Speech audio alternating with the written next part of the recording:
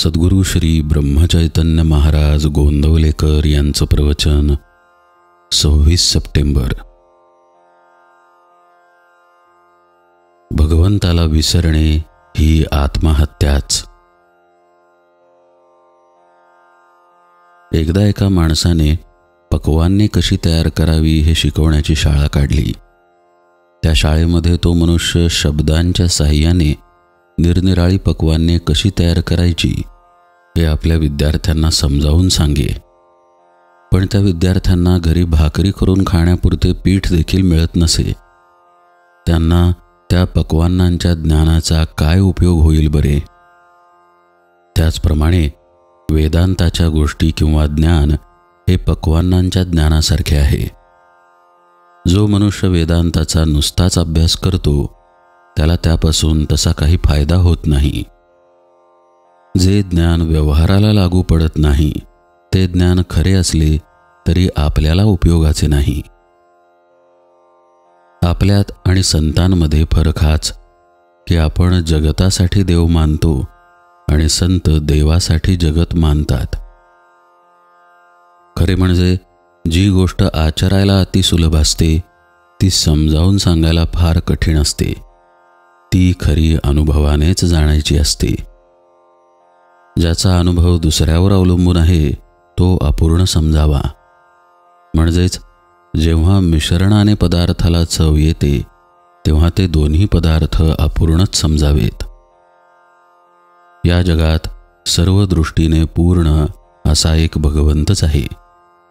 त्याला विसरणे ही आत्महत्याच आहे. तेव्हा नेहमी त्याच्या सान्निध्यात म्हणजेच त्याच्या नामात राहण्याचा प्रयत्न करावा. सर्व कीर्तनांचे सार हेच असते, फक्त मांडणी निराळी.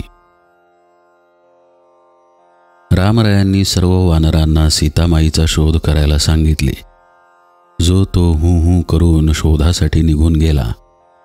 परंतु मारुती अतिबुद्धिमान. त्याने सीतेला कसे ओळखायचे म्हणून विचारले. त्यावर श्रीरामांनी तिचे पुष्कळ वर्णन केले. ती सुंदर आहे म्हणून सांगितले. परंतु सुंदर स्त्री कशी दिसते हेच त्याला माहिती नाही. तेव्हा श्रीरामप्रभू त्याला म्हणाले, तुला मी काय सांगतो हे कळलेले दिसत नाही. तू आता एकच गोष्ट लक्षात ठेव. जिथे तुला रामनामाचा सारखा ध्वनी ऐकू येईल तिथे ती आहे म्हणून समज. तेव्हा ती खूण मारुतीरायाला पटली. ज्याला भगवंताच्या नामाची खूण मनापासून समजली त्याच्या जन्माचे सार्थक झाले. त्याचा परमार्थ सफल झाला आणि त्याला जगात मिळवायचे बाकी असे काही राहिलेच नाही. मारुतीरायाची भक्ती फार मोठी. श्रीरामाला वाटले याला आता काहीतरी चिरंजीव असे दिल्याशिवाय याचे समाधान होणार नाही. म्हणून चिरंजीव असे हे आपले नाम त्याने दिले. त्यामुळे या नामाबरोबर मारुतीही चिरंजीव झाला. सर्व संतांचे सांगणे आहे की मनापासून भगवंताचे नाम घ्या आणि आपले कर्तव्य कर्म करा.